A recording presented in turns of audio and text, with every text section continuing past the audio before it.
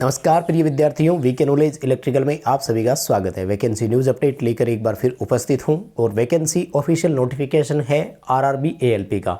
Railway assistant loco pilot की नई भर्ती 2025 के लिए CEN जो सेंट्रलाइज एम्प्लॉयमेंट न्यूज़ होती है वो जारी हो चुका है। अभी शॉर्ट नोटिस इसका आ चुका है।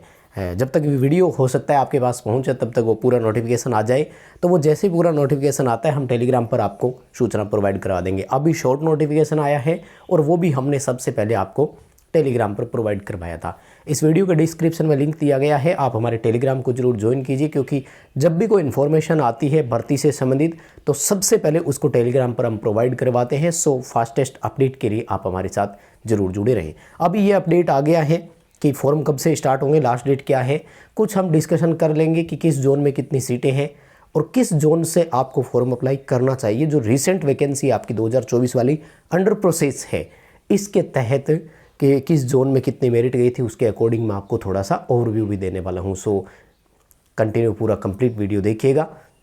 आई होप कि कुछ ना कुछ ज़रूर आपको इसमें से निष्कर्ष मिलेगा।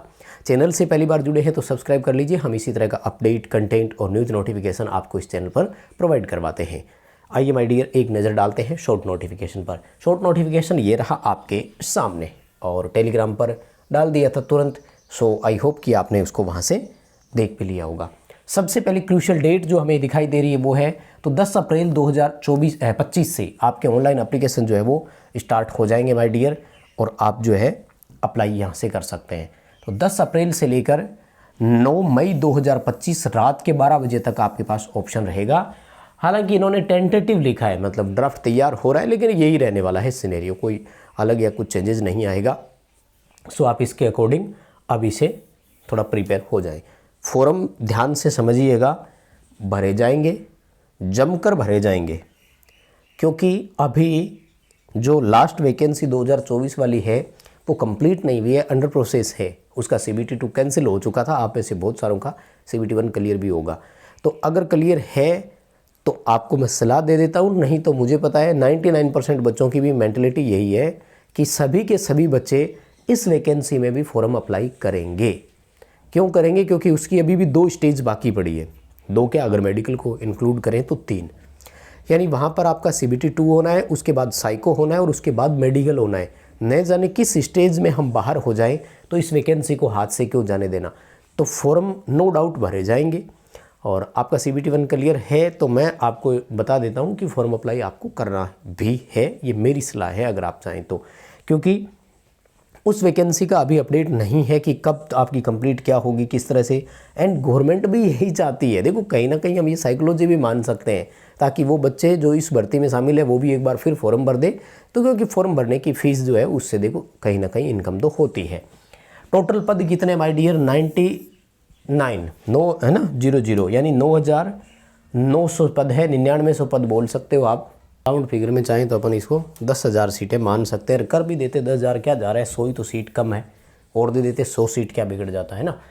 अब देखो, बात करें अगर पे लेवल और उसकी साइड बताने की आपको ज़रूरत नहीं है, वही रहेगा। लेवल 2 में आपको रखेंगे 19,900 रुपये बेसिक है। अब वैसे तो ये बेसिक बहुत ज़्यादा नहीं है, क्योंकि आपने देखा होगा कई और भर्तियों में आपको 21,700 रुपये की बेसिक भी मिलती है, जैसे इसरो टेक्नीशियन हो गया या और जहाँ कहीं भी है। ITI वालों के हिसाब से मैं बात कर रहा हूँ। और लेकिन यहाँ पर एक फ़ायदा मिलता है आपको कि एक तो रनिंग अलाउंस बहुत मिलता है, एंड सेकंड नाम बड़ा है थोड़ा सा, है ना। वो कहते हैं ना कि नाम के हिसाब से 18 से 30 वर्ष की एज रहेगी, और ये एज क्राइटेरिया है अनरिजर्व कैंडिडेट के लिए, ठीक है। रिजर्व कैंडिडेट को एज पर रिजर्वेशन छूट मिल जाएगी। अगर आप OBC से है तो आपको 3 साल की छूट मिल जाएगी, और अगर आप SC या ST से है देन आपको 5 वर्ष का एज रिलैक्सेशन यहाँ पर मिल जाएगा। एज की काउंटिंग कब से होगी? 1 जुलाई 2025 के अकॉर्डिंग जो है वो आपकी गणना होगी। बाकी और जानकारी इसका जब कंप्लीट नोटिफिकेशन आएगा तो हम उस पर चर्चा कर लेंगे। वो नोटिफिकेशन हम आपको टेलीग्राम पर प्रोवाइड करवाएंगे। टेलीग्राम का लिंक डिस्क्रिप्शन में दिया हुआ है, आपको ज़रूर टेलीग्राम पर हमारे साथ जुड़े रहना है, ठीक है। ये है इसका नोटिफिकेशन जो इंडेंट आई थी, है ना। इंडेंट कैसे करती है पता है आपको? सरकारी विभागों में इंडेंट चेक की तरह काम करती है। जो चेक बुक होता है ना, जैसे आपने बैंक चेक काट के किसी को दे दिया और बैंक वाले पैसे देते हैं, सरकारी सिस्टम में इंडेंट एक तरह का चेक होता है। तो ये चेक काटा था भाई साहब इन्होंने 19 मार्च को, और सेम टाइम आपको हमने ये अपडेट भी कर दिया था। आई होप कि आपने ये पूरा PDF जो है वो अब तक देख ही लिया होगा, नहीं तो आ जाइए एक एक करके मैं आपको बता देता हूँ किस जोन में कितनी सीटें हैं। ठीक है, ये है पूरा आपके पास।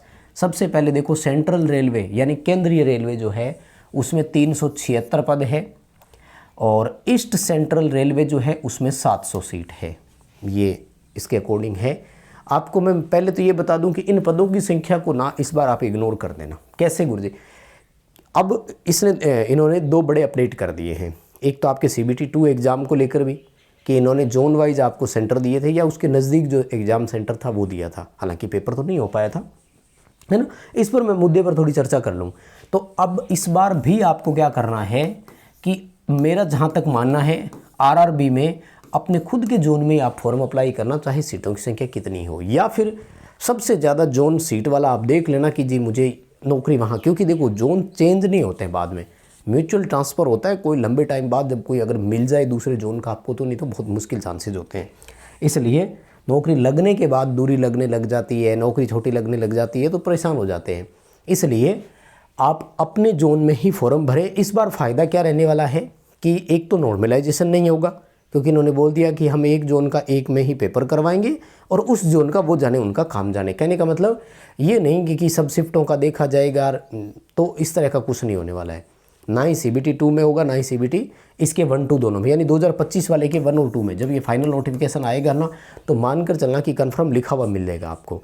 तो खुद के ही जोन में फॉर्म भरना। और इस बार जैसे राजस्थान से अगर आप बिलोंग करते तो आपने देखा कि अजमेर में मेरिट नीचे ही रही थी, कोई खास नहीं थी। हाँ, पटना की, बिहार से अगर आप है तो आपकी मेरिट ऊपर गई थी, प्रयागराज की भी काफ़ी ऊपर थी, तो उसी हिसाब से आप अप्लाई कर सकते हैं। फिर भी अगर सीटों की संख्या ज़्यादा देखते हुए आपको अप्लाई करना है तो सबसे पहले देखो ईस्ट कोस्ट रेलवे जो है ना, इसमें है 1461 सीटें, एक तो यहाँ पर आप भर सकते हैं।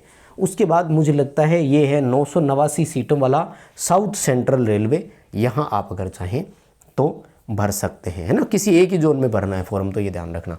768 सीटें आपकी ईस्टर्न रेलवे भी है, नॉर्थ सेंट्रल रेलवे में 508 है, नॉर्थ ईस्टर्न रेलवे में आपकी 100 सीटें हैं, ठीक है ना। फ्रंटियर रेलवे में 125, 521 है नॉर्दर्न, और राजस्थान में आता है NWR, नॉर्थ वेस्टर्न रेलवे। एक और भी आता है राजस्थान में, लेकिन NWR ये बीकानेर मंडल वाला ये आता है इस साइड। तो यहाँ पर देखो 680 पद है ना। अब अगर आप गंगानगर, हनुमानगढ़, नागौर, है ना, चूरू, बीकानेर इस ज़िले से है तो आपको ये NWR वाला ही जोन चूज करना चाहिए, और ये लगभग आपको यहाँ पर 680 के आसपास पद है, तो ये कम नहीं होते, बहुत है। हालांकि ये डिटेल आपने देख भी लिया होगा, तो इस पर ज़्यादा शायद चर्चा करने की जरूरत नहीं है। हालांकि 70 सीटें इन्होंने कम कर दी है। यहाँ 9,970 सीटें थी, और जब वो पूरा नोटिफिकेशन आप देख रहे हैं तो उसमें आपको कितनी दिखाई है? 9,900 ही दिखाई है। तो वो 70 सीटें किस जोन की कम हुई है उस पर भी अपन जब फाइनल डिस्कशन करेंगे तो आपको अपडेट देंगे। अभी के लिए बस इतना ही था। वीडियो को प्लीज़ लाइक ज़रूर कीजिएगा, अपने दोस्तों तक पहुँचाइएगा। चैनल को भी सब्सक्राइब करें, डिस्क्रिप्शन में लिंक है, टेलीग्राम ज्वाइन कर लीजिएगा। बहुत धन्यवाद।